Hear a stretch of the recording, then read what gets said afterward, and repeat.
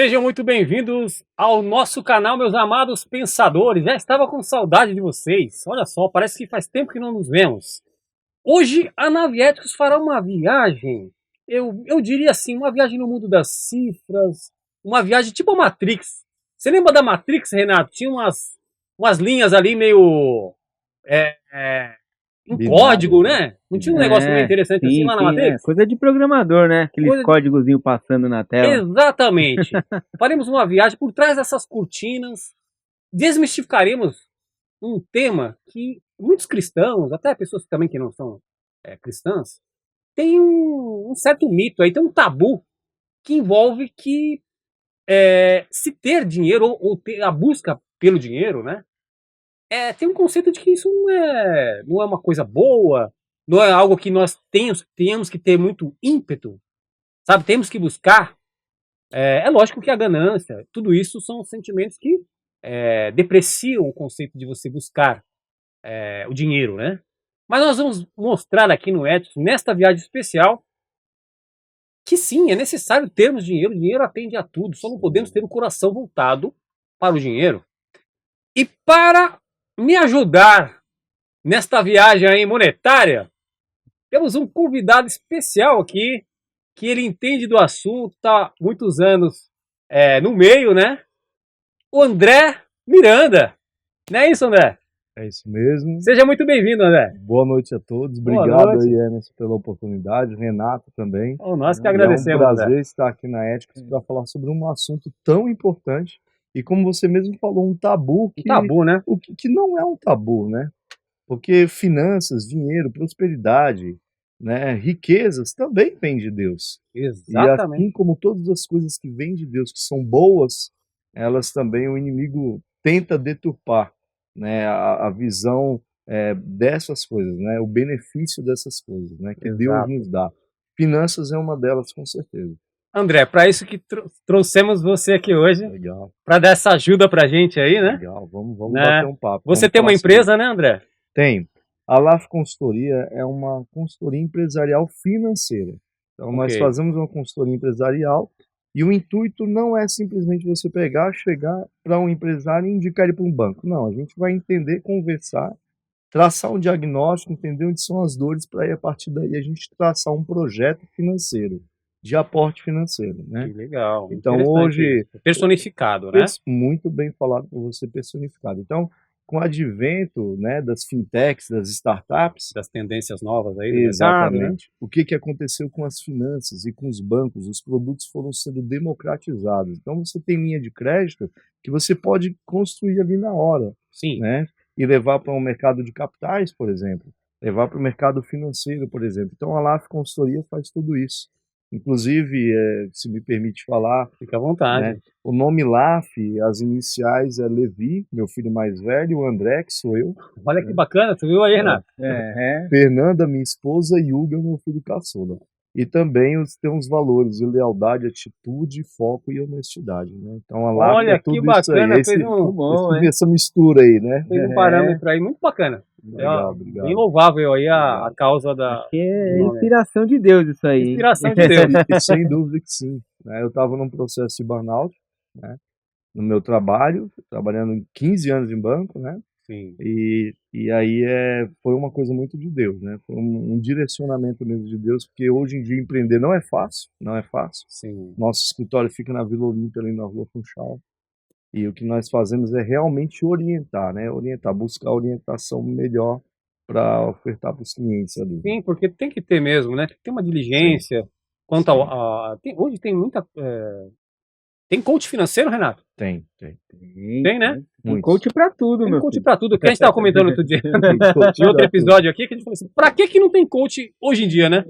Tem pra tudo, né? É verdade, é um modismo, né? Mas você se intitula aí um coach financeiro também, André? Não, eu acho assim, que o coach financeiro é uma pessoa que vai te preparar para coisas novas e tudo.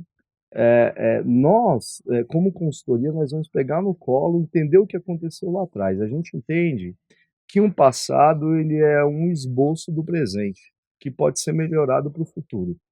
Isso para tudo, né? Que interessante isso, hein? Então, Totalmente ético isso, não é, Renato? Com certeza. Então, é isso. O passado ele é o esboço do presente. Ele é aprimorado para o futuro. Finanças é assim.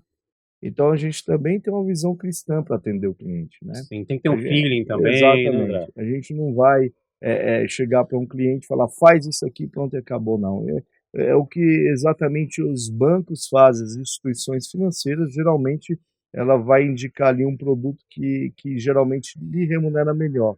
Não digo que eles estão errados na visão deles de lucrar, né? Sim. Mas com relação a você prestar uma consultoria eficaz, você não pode só pensar em lucrar, lucrar, lucrar. Lógico, você precisa ter rentabilidade do seu negócio, mas precisa ajudar as pessoas. Até porque é uma maneira de você fidelizar o cliente. Sim. E por essa estratégia, um serviço bem prestado, né? Exatamente. Ele te remete a outro e a outro, aquela coisa, né? Consequência. Consequência. Consequência. Isso mesmo. Então, se você, Renato, me atender bem, o Renato me atender bem, o Emerson também me atender bem, eu vou sempre querer ser atendido. Se você me inspira confiança, eu vou sempre querer estar do seu lado. Ô, Renato, eu espero que nós tenhamos acolhido ele bem aqui no Ético para ele poder voltar, hein? Sabia que você viu, hein? falar isso. Sabia. Espero que ele Não, goste mas aí, né, eu vou voltar, então, pode ter certeza. Será muito bem-vindo. André, vamos a gente matar... falar de outros assuntos aí, né, também, que a gente compartilha aí. Vamos explorar esse poço de conhecimento aqui do André. Opa, com certeza. Mas olha, vamos tirar umas dúvidas dos nossos pensadores, porque tem muita gente que tem dinheiro e às vezes a pessoa tá vendo o mercado oscilar muito, né? Isso. Porque tem muitas intempéries aí que deixa fragilizado, né? Sim. A pessoa fica insegura de estar ali investindo dinheiro. Por exemplo, a questão do dólar tá com essa oscilação muito grande. Eu vi que muitas pessoas estão pegando mais uma moeda mais estável, né? Como, por exemplo, o ouro, que é uma coisa mais, né? Por conta dessa oscilação que está tendo, né? Sim. Mas tem muita insegurança, por quê? A gente tem ouvido falar de guerras, né? Sim. Isso amedronta muito o investidor, Bastante. né? O mercado financeiro enche de medo, as pessoas ficam com uma cautela, um certo receio para poder estar investindo o seu dinheiro. A gente vê também essa inflexibilização do governo atual quanto à questão da economia, né? As pessoas também vê um teto de inflação muito grande. Tudo isso acompanha o que o pessoal pensa sobre finanças. Sim, gera uma certa insegurança, né? Sem dúvida nenhuma. E trazendo para o meio cristão também, tem muitas pessoas que nem quando eu comecei a abordagem do tema, tem um certo tabu, André, de que para você ter dinheiro, ou você viver bem, ou você saber administrar a sua arrecadação, explorar isso, sabe? Correr atrás, ser um pouco... Sabe aquela ambição, mas no sentido bom da palavra? Tá? Aquela ambição com cautela, com prudência, né? Com diligência. Então, falta esse tipo de raciocínio para certas pessoas. Então, eu queria que você falasse um pouquinho para quebrar isso, tá bom? Começar por aí? Vamos. Eu acho o seguinte, Emerson. Primeiro que a pessoa ter dinheiro não é sinônimo de ter pecado, né? Não é a pessoa ter dinheiro não significa dizer, Emerson, que ela está cometendo algum sacrilégio, digamos assim. Muito importante você falar, porque, desculpe interromper, mas olha só, muitas pessoas falam assim, o dinheiro é a raiz de todo o mal. Isso. Você não viu, André? Já tem uma deturpação aí, né? Já tem um preconceito, né? Não, que na verdade a palavra diz que o amor ao dinheiro é a raiz de tudo, né? Não é o dinheiro, é o amor ao dinheiro. Muito bem, Renato. Até porque, assim, o dinheiro, bem como outras coisas que Deus fez, tudo que Deus faz é bom, né? E proporcionar condições para vivermos, dinheiro, né? Antigamente não tinha dinheiro, quando a gente estava conversando, né? Sobre o sal, que era moeda de troca, sobre plantio, que era moeda de troca, especiarias ali, especiarias. Né? Então, isso não significa dizer, né? Você vê que Jabés pediu para que Deus abençoasse dele, Jabés ele pediu para enlarguecer as suas fronteiras ali e Deus prontamente atendeu, né? Deus abençoou Jabés. Então não é problema para Deus abençoar pessoas, né? Inclusive Deus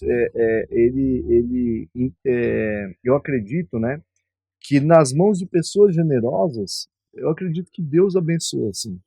Porque, como está em Efésios, livro de Efésios, se não me engano, aí, capítulo 4, né, diz para que não devemos roubar, não devemos praticar coisas ilícitas, e sim trabalhar. Né? Vamos trabalhar. Sim. E o trabalho é para quê? Ele fala que é para nosso sustento e também para ajudar as pessoas. Okay. O dinheiro, ele é mal visto porque de algumas décadas para cá, né, a gente tem uma igreja pós-moderna, a gente tem algumas pessoas que levam a conotação de prosperidade, prosperidade, prosperidade, a ponto de levar a palavra de Deus... Secundariamente. Exatamente. Então, esse é o problema. Né? O problema não é a bênção de Deus. O problema é que as pessoas entendem que a bênção de Deus é o Deus dela e não o Deus da bênção. Esse é o problema no meu ponto de vista hoje. Então, sim, o planejamento financeiro, antes de qualquer coisa, ele deve ser muito bem feito. Como nós vimos ali em Lucas 14, né? A pessoa não vai pegar sem planejar construir algo, ela precisa planejar para poder construir algo. Então, não é que é pecado a pessoa planejar, prosperar, como você bem falou, é ter ambição desde que isso não venha ensoberbecê-la. Né? Exato, bem falado. Né? A pessoa ela pode ter ambição dentro daquilo que ela tem de meta, não tem problema nenhum nisso. Sendo lícito, né, André? Sendo lícito, claro. Ganho de forma lícita.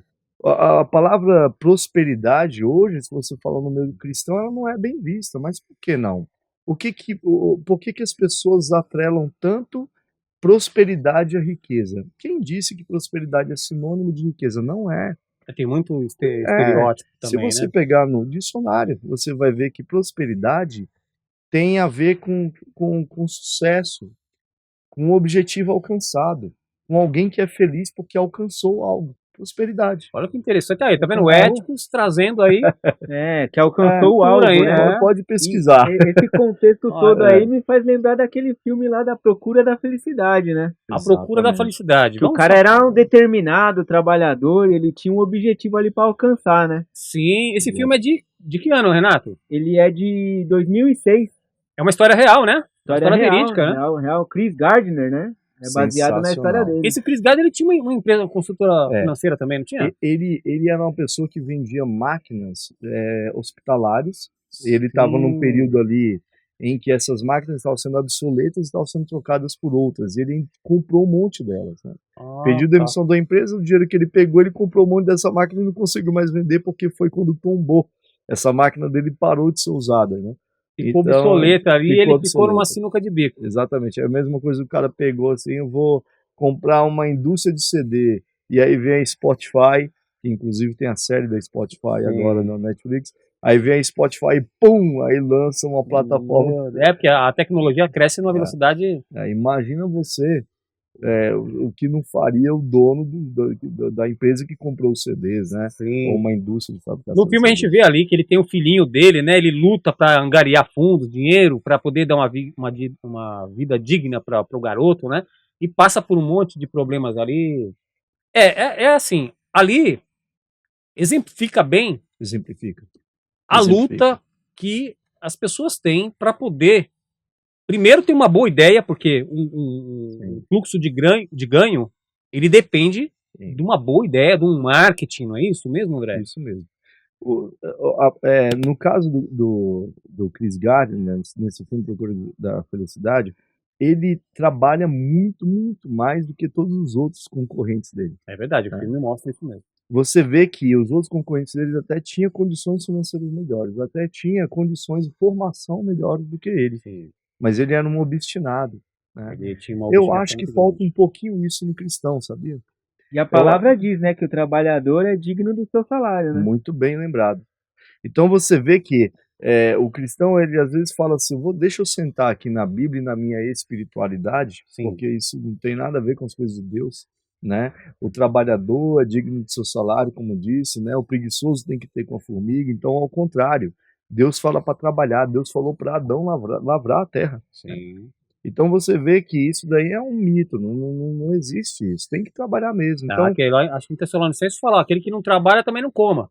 Muito bem, Paulo. Não é verdade? Não trabalha, não come. Não trabalhou, não come. Então você vê nesse exemplo desse filme ele trabalhando arduamente, ele bebia pouca água Verdade. para evitar de ir no banheiro para ter mais tempo para ligar para Olha os que clientes. curiosidade interessante aí, ó. Muito legal isso, hein? Interessante, né? Você vê, no caso, Emerson e Renato, que ele conseguiu pelo esforço dele. Agora eu te pergunto, se ele se esforça, né? Não sei se era cristão ou não, mas se um cristão não se esforça e ele se esforça, para quem vai ficar a vaga? Para quem se esforçou, exatamente por conta da justiça de Deus. Deus é justo. Imagina porque eu tenho um pseudonome de cristão e não me esforço, uma pessoa que não é se esforça. Deus sendo justo, ele vai dar a vaga para quem não é cristão, mas se esforçou. Sim. Então é isso que o cristão tem que desmistificar. Essa questão de prosperidade não é sinônimo de riqueza, não é pecado falar de prosperidade, estamos aqui falando isso à luz da Bíblia, né? É preciso ter um planejamento financeiro, é preciso ter objetivos, é preciso trabalhar duro, é preciso ser correto, honesto, pagar o preço, para que aí sim você comece a ver seus sonhos sendo realizados. Olha aí, que bacana, viu? Muito bom. Bom, André, a gente está vendo aqui, né, você falando com tanta propriedade sobre os ensinamentos bíblicos, né? Então, nossos pensadores estão perguntando, ou ele lê muito a Bíblia, ou, ou ele tem um ministério. E você tem um ministério exemplar, é da Missão Evangélica Jaboque? Missão Evangélica Jaboque, também conhecida como MEG, que fica ali no Taboão, né? Wilson Huck, atrás do cartório ali de notas do Taboão, tem uma rua sem saída, a igreja fica ali. Um pontinho estratégico ali, Nós né? estamos ali. Quantos anos você está com o ministério? Olha, André? eu estou na Jaboque há mais de 20 anos. Né? O ministério tem um contato desde 92. Né? O ministério nasceu em 91. Porque ele está dando uma consultoria aqui para os nossos pensadores, uma consultoria bem farta, vamos pensar dessa forma, né? Porque você tem aí o lado espiritual da Bíblia, que a gente está correlacionando aqui, né? Com as finanças, com a economia, e também a questão prática, né? Exato. A Bíblia não está alheia a nada, Emerson. Nada. Inclusive, antes de fazer uma reunião, seja ela qual for, eu estou orando, eu estou lendo a Bíblia, pedindo orientação de Deus para me ajudar na reunião. E eu fico muito feliz. Esse é o segredo do sucesso, né, André? Sim. E eu sinto muito feliz em saber que Deus me conduz a tomar decisões, às vezes, que eu não imaginaria que teria. Sim. Eu acho que Deus não tem que estar alheio a nada, né? Inclusive, eu aconselho, você pensa em trocar de emprego, você que tem uma empresa, pensa em pegar um novo fornecedor, ou você pensa em trocar, pegar um novo parceiro, busque a Deus, busque conselho em Deus, que é isso que aí Lucas 14, 28 e 30 mais ou menos explica, né? Exatamente. Se planeje, não é errado planejar. Há uma maneira até de honrar a sua fé. Né? Você quer fazer aquilo, você acredita que vai dar certo e você vai se planejar para aquilo acontecer. E é claro, dentro daquilo que Deus espera de você. Né? Vamos falar um pouquinho de economia, André? Vamos sim. Até porque a Bíblia também fala que a gente tem que ter prudência. Exato. Né? Temos que saber gastar o dinheiro. Não adianta a gente estar falando da maneira de arrecadar o dinheiro, é bom, lógico, tem que correr atrás. Né? Mas gastar também tem que ter uma sabedoria, não tem, André? Tem muito. A gente estava até conversando aqui que isso é uma coisa que tem que ser ensinada desde pequeno para os nossos filhos. Tenho 2 filhos, né? O Levi e o Hugo. O Levi tem 19 anos, o Hugo tem 15 anos. O Levi, ele trabalha e faz faculdade, está aí no último semestre da faculdade dele. Sim. E o Hugo também estuda bastante, tudo. Pai, vou trabalhar e tal. Não acho errado trabalhar. Eu só acho que você tem que entender um pouquinho mais sobre dinheiro, sobre finanças, porque não é algo que você tem que jogar para o seu filho como um peso, um jugo nas costas dele. Mas, de certa forma, você tem que dizer quanto é importante o dinheiro. Né? Como você tem que não adorar o dinheiro, mas saber usar esse dinheiro. Né? Você não pode ser avarento, você também não pode gastar demais. Exatamente. Então, existe um equilíbrio, existe um meio termo. Tem que ter um equilíbrio, né, André? Tem que ter. A Bíblia fala em Provérbios 13, 11 sobre isso. Depois a gente fala um pouquinho sobre isso, mas tem que ter ali né, uma moderação também quanto ao gasto, né? Exatamente. Olha só, a pessoa que gasta demais, né? Ela só vai entender que ela errou depois que ela não tem mais o dinheiro. Eu costumo dizer, às vezes quando eu estou fazendo um planejamento para um cliente, que ele fala, essa forma de levantar dinheiro aqui é muito cara. Eu falei, mais cara comparado ao quê? Você está nessa situação hoje. Na situação que você está, você não consegue levantar. Eu estou conseguindo essa oportunidade. E eu falo para ele que caro é o dinheiro que você não tem nas mãos. E como é? O dinheiro caro é aquele que você não tem. E como é caro? Você não tem. Tinha um amigo meu que falava assim, você falava, sei lá, comprei uma calça ou eu paguei R$500 nessa calça. Nossa, mas que exorbitância, como assim R$500? Tá muito caro. Não, não é caro. Ele falava assim, não é caro. Pra ele nada era caro.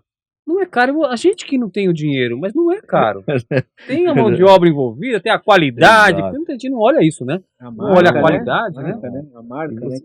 A marca. E você falou muito bem, Emerson, de antigamente, né? Os tempos bíblicos, né? O tempo dos patriarcas, para se conseguir um azeite, né? Imagina só, você ter ali os pés lavados com perfumes, incensos, né?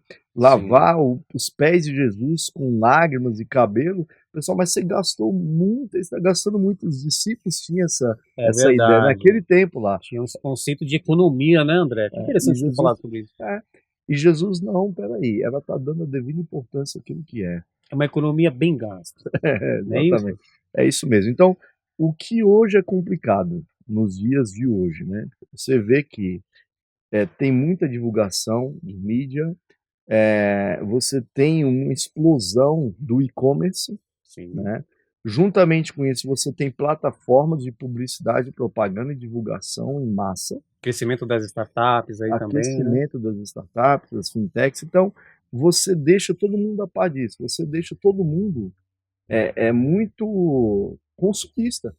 É verdade. Então, se você pega um celular... Aflora o meu não, porque eu já estou meio que vacinado. Mas se você pega o celular de algumas pessoas, você só vê aplicativo de compra. Plataforma de compra daqui e dali para todo tipo de gosto. Por quê? Você vai pesquisando e ao pesquisar algo, a buscar algo, a ver vídeos, você vai deixando ali a impressão, o algoritmo vai com a inteligência artificial e vai falando, o Emerson gosta disso, disso, disso. Você só vai ver isso no seu celular. É tendencioso. Você só vai ver isso. E também, assim, acho que a pandemia colaborou muito, né? Esse negócio para o crescimento desses comércios. Muito bem colocado por você. Não só para o crescimento do comércio, do e-commerce, mas também nessa questão de consumismo. Então, muitas pessoas elas não faziam nada, então elas ficavam em imersão total no celular ou na TV e nessas lives que começaram a surgir, a bombar. Então, por um lado, essa questão de modernização, comunicação ficou interessante, mas por outro lado, as pessoas ficaram mais bitoladas, ficou, né? Tipo um refúgio, né? Exatamente.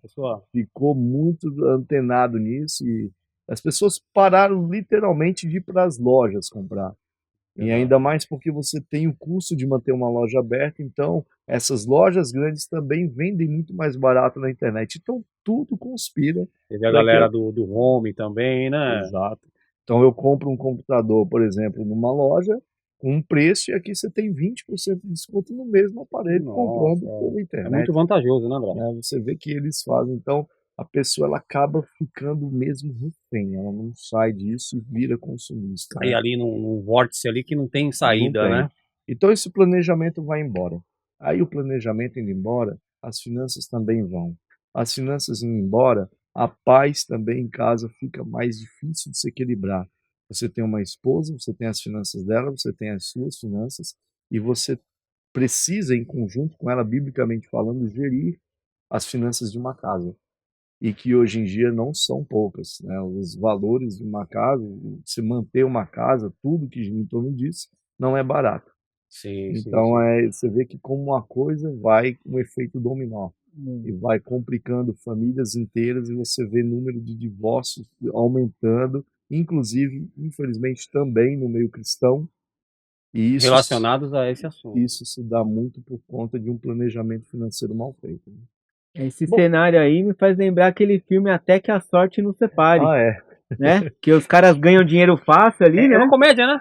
É, um filme brasileiro. É o Leandro Hassum e mais a Vinitz, é verdade, tá nesse filme. Então os caras ganham dinheiro fácil ali, aí acha que tudo é festa, né? Começa Sai gastando. sem se planejar.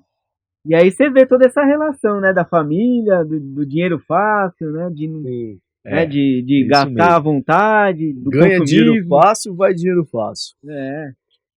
Então de que ano que esse filme é, Renato? 2012. 2012. O filme passa uma mensagem muito bacana de que sair por aí gastando tudo que pensa que tem, porque às vezes o camarada olha lá, tem lá um limite de crédito e sai gastando o que ele não tem. É ilusório Olha, gente, essa questão, dizer para os meus clientes que limite de crédito não é dinheiro. Cartão de crédito não é dinheiro. Ele te dá uma falsa impressão de que tem dinheiro, mas ele não tem dinheiro. Sim, é verdade. É tipo uma moeda digital, né, André? É muito louco isso. Porque ele tá ali, o plástico, que eu chamo de cartão, sim, ele está antecipando um recebível que você ainda não tem. Imagina você, um exemplo, tá na família brasileira, pai, uma média salarial, salário mínimo é o quê? R$1.500, desculpa, eu não lembro. Você tem aí R$2.000, R$3.000, um salário familiar, e você pega um cartão com limite de 5. Verdade. Isso vai dar uma falsa impressão de que você tem dinheiro, mas não tem. Então, é uma antecipação de um recebível que você não tem, porque você recebe o salário no final do mês. Sim. E você gasta tudo até o dia 15. Aí falta... Aí eu te pergunto, se você for demitido no dia 10, você não vai pagar nem a metade do cartão, entende? Então, sim, isso é muito louco, né? Então, é muito louco isso aí. Ô André, por falar nisso, como que os bancos estão reagindo aí com essa instabilidade em relação às linhas de crédito? Já que nós estamos falando de concessão de crédito, boa pergunta. Como que tá? Estão meio receosos? Eu vou te falar um briefing geral do mercado financeiro. O mercado financeiro tem duas vertentes. O mercado de bancos, mercado financeiro em geral, regido pelo Bacen, Banco Central. Sim. E o mercado de capitais, que é regido pela CVM, que é o Conselho, a CVM, que é o órgão regulamentador do mercado de capitais. A CVM, né? Perfeito. Pois bem, nesse caso, quando a pessoa ela busca crédito no mercado financeiro, hoje os bancos eles estão, como é que eu posso dizer, bem desconfiados, bem receosos, porque nós temos vários empresários que, para sair de uma situação de pandemia, ficaram mal endividados, né? Então 80% dos brasileiros hoje, em média, estão mal endividados. Olha que número expressivo. É muito grande. O que é mal endividado? São pessoas que buscam crédito limite de cheque especial, crédito pessoal. A gente está falando de 15% ao mês.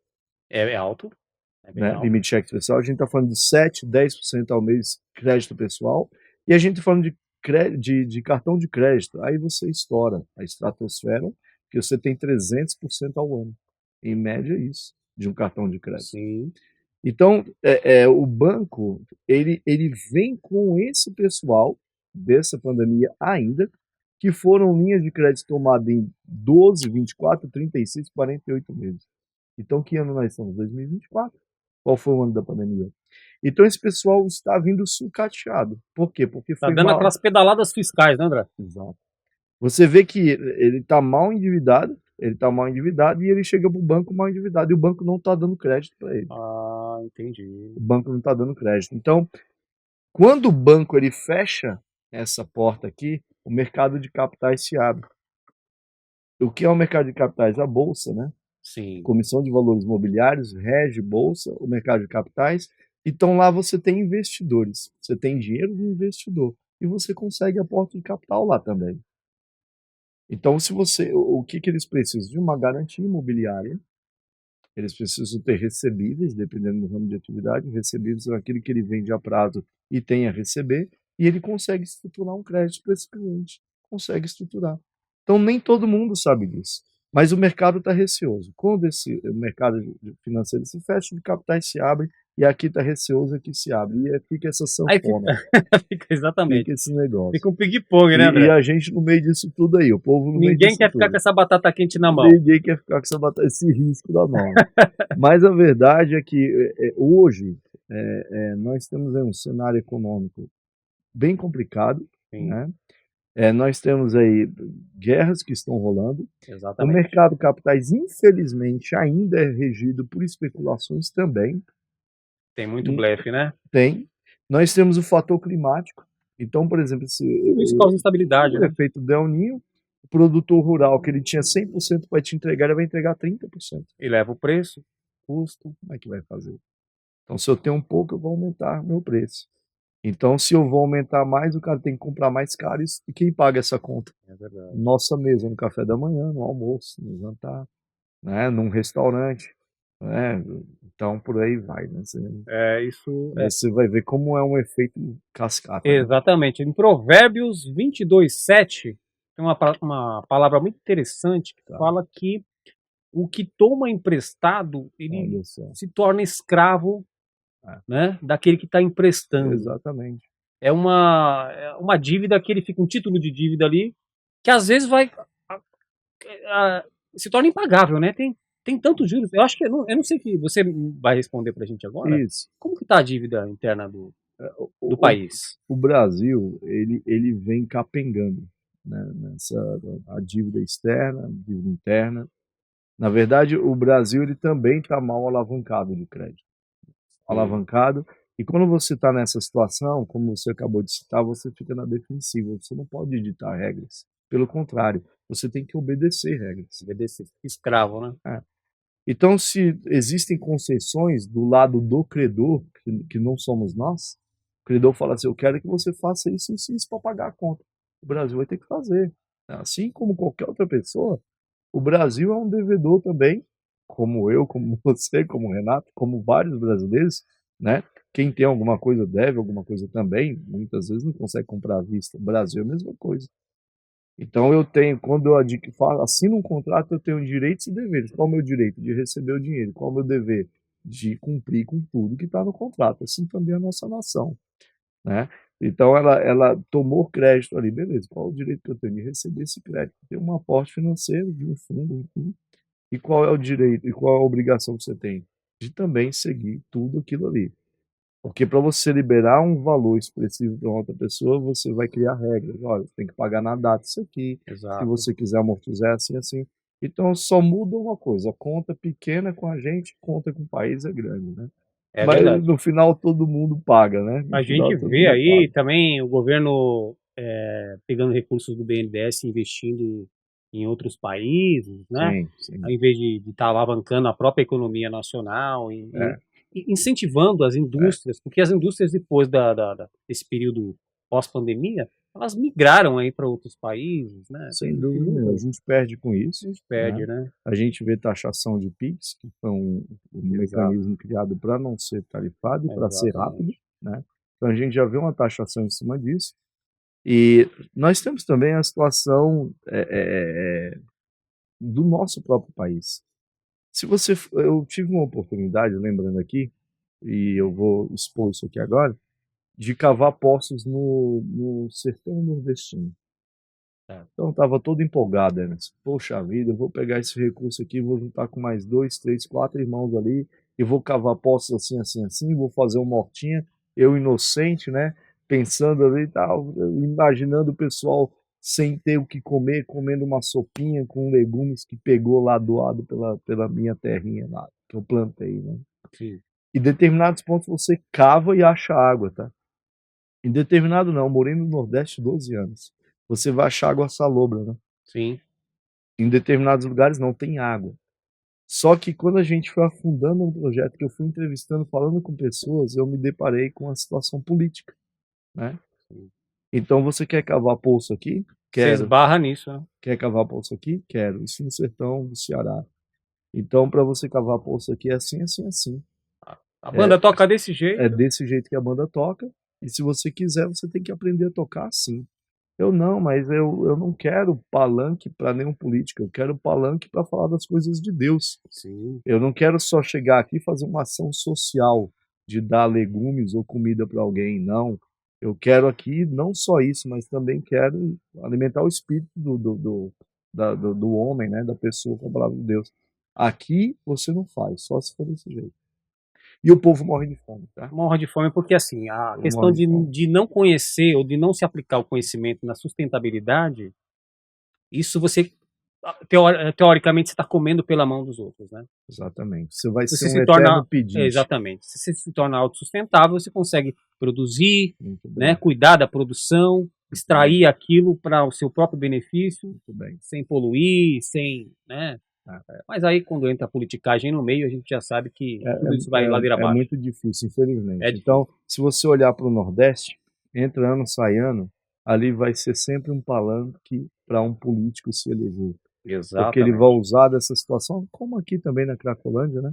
Ele vai usar dessa situação para falar assim, eu vou fazer esse projeto para poder ter votos, e aí então vai ser sempre, infelizmente, aí um motivo, né, para se eleger um ou outro candidato.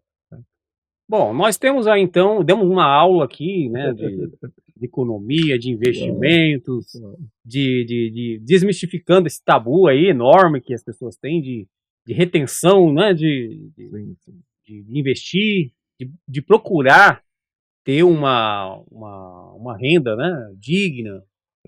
É muito interessante você ter falado os pontos que você citou, né? Eu acredito que tenha ajudado muita gente, muitas pessoas devem ter se identificado também. Poxa, que bom, com essas questões. Eu fico feliz. E onde o pessoal pode achar você? Como que você tá? Como são os seus contatos? Pode falar aí. Posso falar? Por favor. Então, Instagram, @Laf Consultoria, @Laf, LAFH, LAF de faca, H de homem, consultoria, @Laf Consultoria. Telefone, posso falar? Por favor. 11 96016 5851. Então, nossos pensadores, vocês têm aí um dinheiro para poder, sabe, fazer um investimento seguro. Precisamos levantar aporte de capital, um crédito barato. Olha que bacana, sob a direção de um homem de Deus aí que a gente tem. Né? A gente estava falando de política agora há pouco.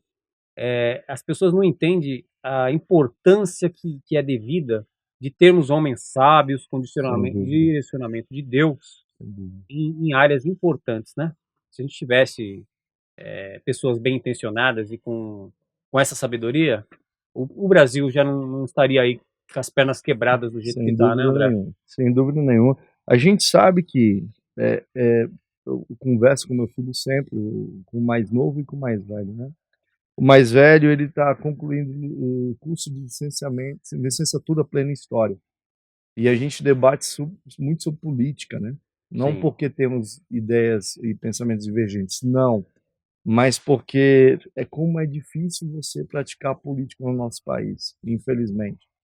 Sim. Então eu até digo isso, que existem cristãos dentro de Brasília, mas que não fazem diferença, mas que acabam tomando forma da sociedade, forma daquilo que é incorreto, né, passa a ser estranho aos olhos de Deus, né, que deveriam fazer a diferença lá também. Né?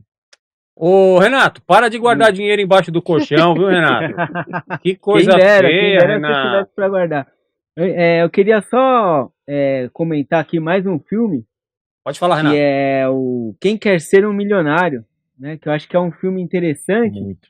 Porque conta a história aí de um rapaz, né, pobre, né, que ele vai passando por várias dificuldades aí, né, vários acontecimentos aí inesperados na vida dele, né, e no fim lá ele chega a participar do programa lá do Quem Quer Ser um Milionário, né, para concorrer a $1 milhão de dólares, né. Então, tipo, ele passa uma vida sofrida, né, ele não tem esse planejamento, essa determinação, esse foco, né, de conquistar as coisas assim, mas, né, como a gente sempre fala, assim, tudo tem um propósito, né, na nossa vida, né, e quando ele chega lá no programa, as perguntas... Quer dinheiro? Quem quer dinheiro?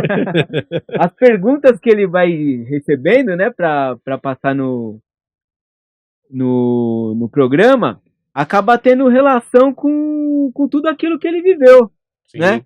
Com toda todas as coisas que aconteceram na vida dele, e aí ele vai lembrando, né, dos momentos que ele passou aquela dificuldade, né, que ele teve vai ganhando experiência, né? Uma experiência, né, sobre aquela questão, e isso vai ajudando ele a responder certo, né, até que ele, né, acho que não tem como não dar o spoiler aqui do filme, né? Renato, você é o rei do spoiler.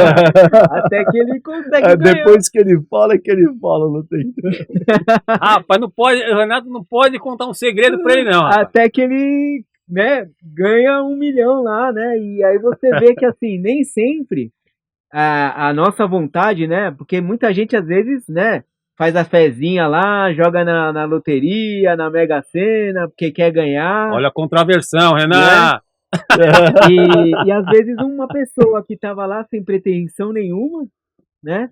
Que as pessoas diriam que não tem, né, nem condição, nem conhecimento para ganhar o programa, né, para responder as perguntas, e o cara vai lá, né, como a gente fala, como a palavra diz, né, Deus não escolhe os capacitados, ele capacita os escolhidos, né? Isso. Então ele foi um escolhido ali, né, por Deus, por tudo aquilo que ele viveu, de receber um dinheiro, até porque ele nem tinha a pretensão, né, de ser rico e Deus foi lá e abençoou por toda a trajetória dele. Então acho que é um filme legal. Aí, é um filme de 2008, né? 2008, né? Então, fica aí mais um checklist aí do Éticos aí pra galera. Quem não assistiu, o pessoal mais novo aí, né, vale a pena assistir, é bem legal. Bom, André, eu primeiramente queria agradecer a sua presença aqui. Foi muito elucidadora, tá? Eu acho que deve ter respondido muitas perguntas dos nossos pensadores aí. Espero que sim. Espero também ter a sua presença, a sua nobre presença aqui no Éticos outras vezes, tá? Porque já me falaram, já me deram aí um spoiler, né? Renato, de que você é um homem, você é um triatleta aí, você tem conhecimento em outras áreas também, que o Éticos quer explorar isso aí. Pera lá, vamos compartilhar. Conhecimento não pode ser guardado num cofre, tem que compartilhar, não é isso mesmo, André? É isso mesmo, eu que quero agradecer a oportunidade. Aqui a gente teria tempo, se pudesse ficar falando sobre esse assunto, falar de dízimo, falar de vários outros assuntos. Mas nós vamos voltar aqui e falar sobre isso, hein? Mas eu queria só concluir aqui, antes de falar, né? Sim, pratico triatlon já há 5 anos e se você me convidar, eu venho aqui falar sim. Queria só ler aqui um texto bíblico que eu acho que é bem legal e finaliza com chave de ouro aqui o nosso bate-papo. Maravilha, vamos lá. Provérbios capítulo 30, dos versículos 7 a 9, diz assim: 2 coisas te pedi e não me negues até que eu morra. Afasta de mim a vaidade e a palavra mentirosa. Não me des nem pobreza e nem riqueza. Mantém-me do pão da minha porção de costume. Para que, porventura, estando farto, né, com muito dinheiro, eu não venha negar e dizer quem é o Senhor. Ou seja, eu estou com muito dinheiro, quem é Deus? Não preciso de Deus, tenho muito dinheiro. Ou que, empobrecendo a certo ponto, não venha eu furtar e pecar contra ti. Ou seja, aqui a gente vê que a pessoa que escreveu, Agur, né, escreveu esse provérbio, ele diz assim: eu não quero nem ficar muito rico a ponto de dizer não existe Deus e nem ficar pobre demais a ponto de cometer alguma coisa errada e pecar contra Deus. Então, eu acredito que o cristão ele tem que viver no equilíbrio e no seu pão, no seu maná de cada dia dado por Deus e aproveitar ao máximo a capacidade que ele tem para prosperar. Sim, prosperar. Olha, maravilhosa essa palavra. Tá onde essa palavra exatamente, André? É Provérbios capítulo 30, Provérbios 30, versículos 7 até 9. Olha aí, olha aqui. E você vê que, trazendo a conotação de prosperidade, que não é sinônimo de riqueza, mas sim de um contexto todo de sucesso, riqueza, sim, tudo isso. Jesus não foi rico, mas foi próspero. Maravilhoso. Olha só aqui no Éticos, essa aula de conhecimento sobre finanças, economia, investimento, cautela, precaução aí, saber gastar o dinheiro com sabedoria, né? Bom, ficamos por aqui. Renatinho tem um recado para os nossos pensadores aí. Então, como vocês podem ver, chegamos ao fim de mais uma viagem. Espero que vocês tenham gostado. Gostando ou não, né? Curtam, comentem, compartilhem, deixa aí o seu recado, a sua sugestão, crítica, pedido de oração, aquilo que tocar no seu coração. Espero que tenhamos tocado realmente. Então, se inscrevam no canal, ativem o sininho aí, nos ajudem aí a sempre fazer viagens mais distantes, né, com mais passageiros, né? Não esqueçam que no finalzinho aí tem a musiquinha de encerramento.